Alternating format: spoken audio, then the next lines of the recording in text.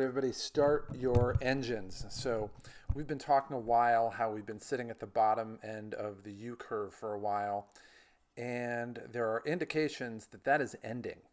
So as we go through this video today, just understand that if you're sitting on the sidelines passively and you're not investing, honestly, you might as well unsubscribe and go do something else, because this is the chance for you to make a lot of money. And if you're not in it and it's just a cool thing to do, just to watch these and not get involved, you're kind of wasting your time. However, if you are getting involved, I'm telling you, this is, I'm going to show you something that I haven't seen in a long time at the very end of this video. But before we get there, we'll just talk about today. So today we're looking at Dow futures, and it was up like, I don't know, 100 points or whatever, 150. Wasn't really up all that much, and then it exploded today. I mean, if we take a look at literally that was the beginning, right before the day started, and then bang, it jumped just like that today. And today we had a jump of $5,000, which we've done that before. After hours we're still up again, but we have some big changes. So overall, pretty much everything is green except for velocity, which we'll talk about that. Those two we don't really ever do. Everything's green as we go down here, but we have some big winners. So we have a bunch of things. We have VVI and Halliburton are all up pretty big. And I'm not even covering just the double-digit ones. PBF, which is an oil stock, went up a bunch today. And RHP, residential and properties, that's a REIT, went up 25% today. Didn't have as high of an upside as we wanted, so we didn't get into it, but would have been nice. Oh well. Save, which is Spirit Airlines, so that's what we're going to talk about today, went up 25%. So if we looked at earlier, our airline stocks were the ones that were lagging, and those were all the ones that jumped today. So Spirit Airlines went up 25%, and I hate Spirit Airlines with a passion, so I don't really care if I own that. Royal Caribbean went up, Norwegian went up. We're going to talk about that today. Basically, all the travel stocks went up. We look at Yuko went up today, which we're going to talk about that. We have a lot to talk about today. And Service Corporation, which is another oil stock, went up a big amount, 23% today. Azul Airlines went up 32% today. Again, that's out of Brazil. ERI, which is Eldorado Resorts, which we've talked a lot about. We'll talk about a few of these as we go forward. Just big jumps. And United Airlines went up 21%, 22%, and then American went up 9%. So if we go to our candidates, we just filled everything in here. And for our holdings, we're going to come back to that.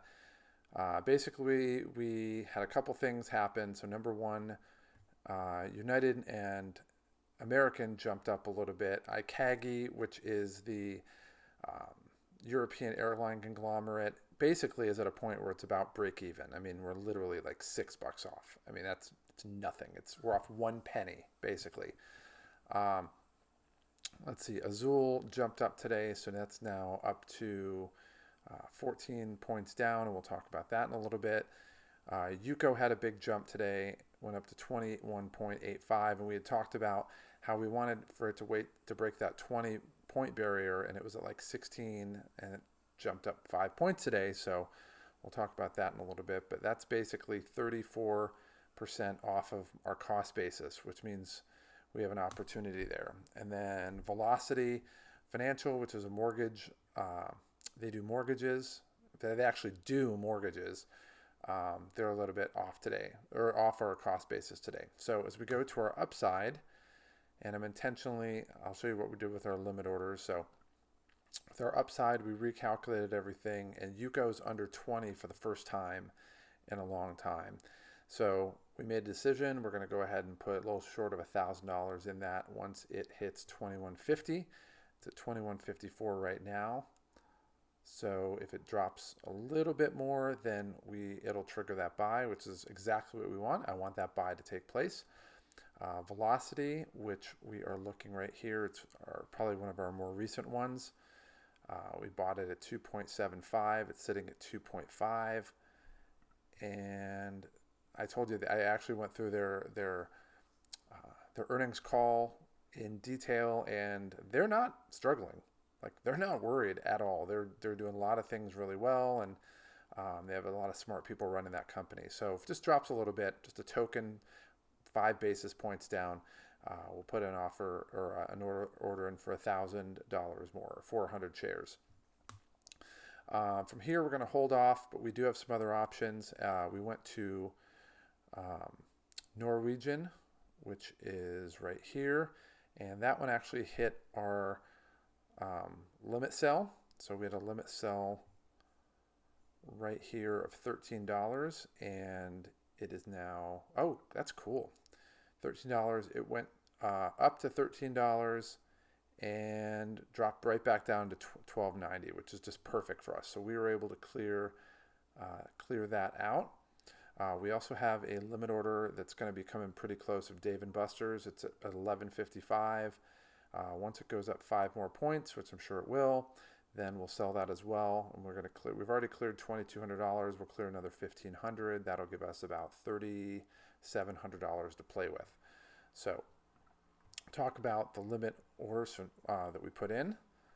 So we'll put these in right here. Color it yellow. It says they're new. So we basically put one in. If it's at 21.85, if it goes down to 21.5, then we'll put a buy in for it. Just want to give some room for maybe a little bit of a rebound back down. But oil prices are going up today. They went up like, I don't know, they're over 30. So they're going up in the right direction because demand's opening up. So we look at the big picture and we see that states are reopening. Some states are opening bars and salons and gyms and things. So demand is definitely going up. And with that goes up consumer sentiment, people getting hired back little by little. And also, as we talk about employment, the biggest people that got hit by this were people that were earning $40,000 or less. So as demand goes up, you're going to see people who are furloughed or laid off be rehired. So I don't know how fast, but it'll happen enough where there's more demand. So oil prices go up as well because people are driving their cars more. And there'll be more trucks on the road carrying parts and supplies and inventories. Velocity is the same thing. It's just a really good stock that we're looking at. So it has an upside of 5.86. We don't have a rating on it. But like I said, I was impressed with what I saw in their earnings call and just how they're handling things. So we'll put a little bit more money on that since we're below the cost basis price for what we're doing. And then Azul, that is the Brazilian airline, and Brazil's going through a lot of crap.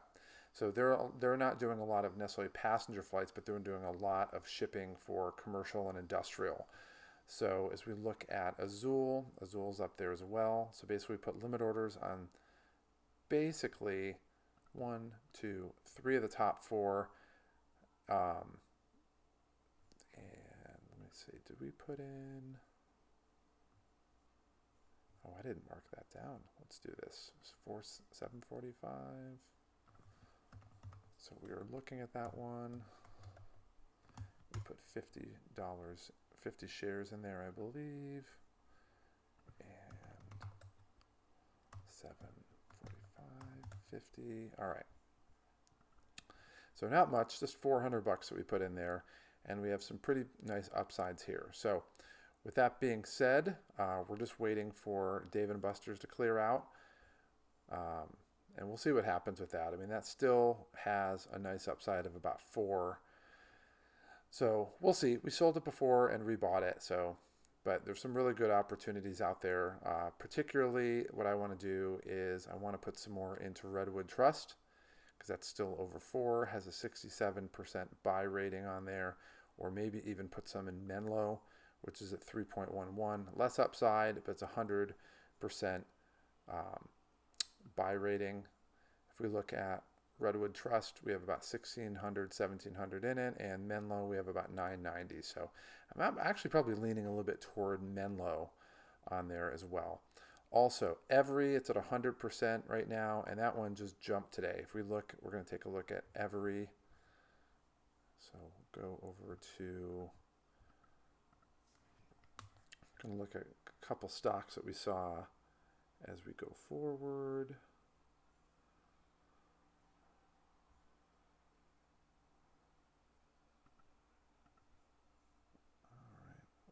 some of these up.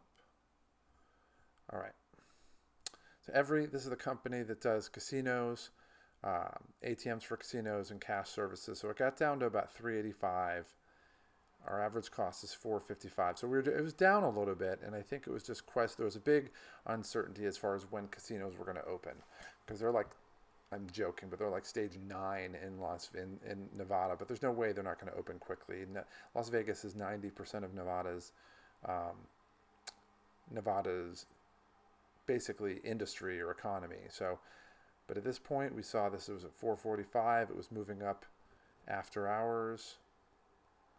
This was Friday, and then went from 4:43 to 487. It jumped up there, and it took a little bit of a drop back. So we're still at 484. But today we made $630 on that at 10%, and we're still doing really nicely. So Eldorado Resorts, they're about to buy Caesar's Palace, Caesar's Resorts. And so if we look at them, same thing. It was moving up in the right direction because the consumer sentiment was going up.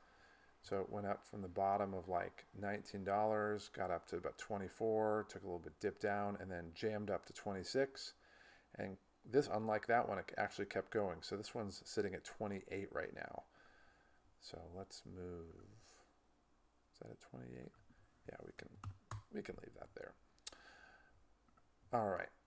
So Service, which is I want to say they're the hospitality and travel services for West Texas Oil. So as oil demand goes up, there's going to be more drilling, more people working on those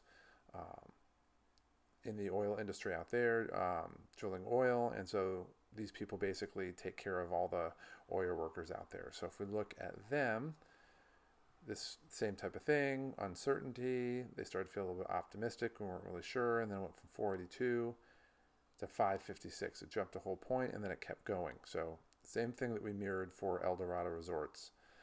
All right, so we'll come back to that one. So as we look at it today, we basically have an updated. Overall, we put in. Well, we'll come back to that. Our cost base is about 38,000. We're up to 44, so we're up 6,000 overall. This one's close to breaking zero. This one's going to break zero on a flinch.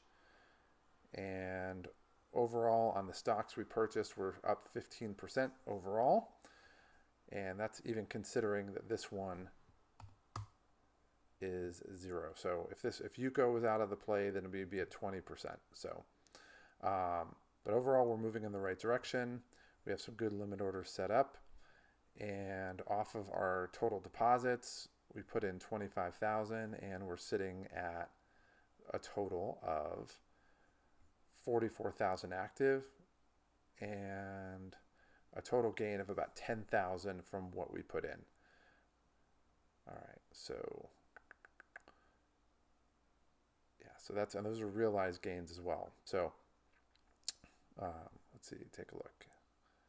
Yeah, these are the realized gains at 13%. And I'm going to double check these numbers because that number should be higher than that. But anyway, take a look at our projections for what we own. And we're sitting at 184. And then basically based on our limit orders that we have set up, we have another 23. So we are looking at an overall coming in over 210,000 if things shape up the way that we look like they are doing. And it does look like that's exactly what's going to happen. So with that being said, I'm going to show you something I just saw before we started this video. We're looking at the stock indices, and remember, this has been flat. It's been like 0.05%. I mean, it's been a wet noodle, and like early in the day, and it always changes later. But if we look at it today, the Dow is slated to go up 1,000 points tomorrow. So I mean, that's 4%, and all these other indices are up 6%, 6, 4, 4, 6. So what that means is tomorrow is going to be an incredible day. I mean, we might have a $10,000 day tomorrow. So with that being said, I'm actually going to probably go back to those limit orders and be a little bit more aggressive to make sure that we can get those in so we can capture that gain for tomorrow. And again, if you're not in this market, then you need to start getting in there. But we've been sitting here dead flat, and I think things are starting to move up on this curve. So it's never too late to start, but it's always better to start earlier. So with that being said, you need to get in this market now. There's a link inside the video description. If you don't have a Robinhood account, click on that. You'll get a free stock.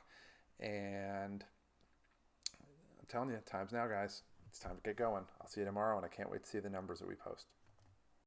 To get more information on the sales cheat code, go ahead and click on the subscribe button below. Also, down below in the video description, down there, there's a link that takes you to our website that gives you additional content, some additional freebies that we have, and gives you information on some programs that we have that have been proven to help people to make sales easy so that you can make the kind of money you want, live the lifestyle that you've always wanted, and not have to struggle in the process. And what might be the coolest thing of all is you don't have to put much effort into it. It truly is a cheat code that most people don't know about.